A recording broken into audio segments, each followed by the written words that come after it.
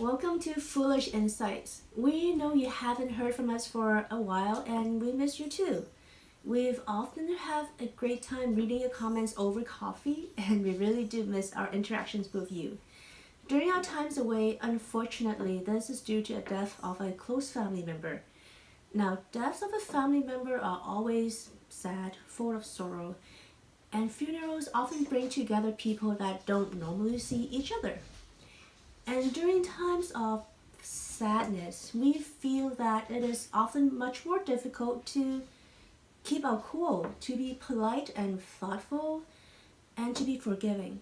Human interactions can become rather ugly sometimes, and our emotions are often elevated. So, without naming our friends and our family, you could imagine, like you saw in movies, how people often fight over the smallest things like a silver serving spoon that's been with the family for years, or people that just brought up old unresolved issues and started fighting all over again. Watching all these drama over the past few weeks actually reminded me of an old Cherokee legend, and it goes like this. An old Cherokee is teaching his grandson about life. A fight is always going on inside me, he said to the boy. It is a terrible fight and it is between two wolves. One is evil. He is angry. He is full of envy, sorrow, regret, greed, arrogance, self-pity, guilt, resentment, inferiority, lies, false pride, superiority, and ego. And he continued, the other wolf is good. He is joy, peace, love, hope, serenity, humility, kindness, benevolence, empathy, generosity, truth, compassion, and faith. The same fight is going on inside you and inside every person too. The grandson thought about it for a while and then asked his grandfather, which wolf will win?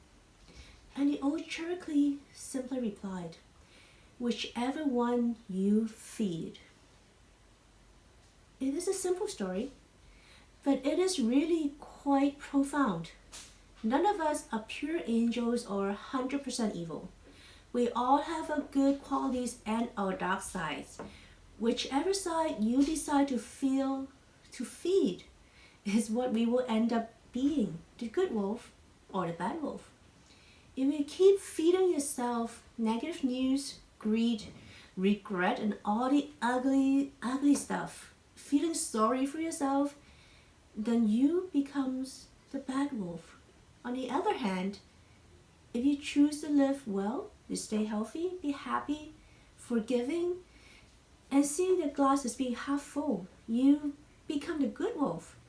It doesn't have anything to do with your family background or your genes, or your family or your friends. It is all inside you. So today, decide whether you want to be the good wolf or the bad wolf, and start feeding yourself the right way. I'll see you next time. Until then, love what you live and live what you love.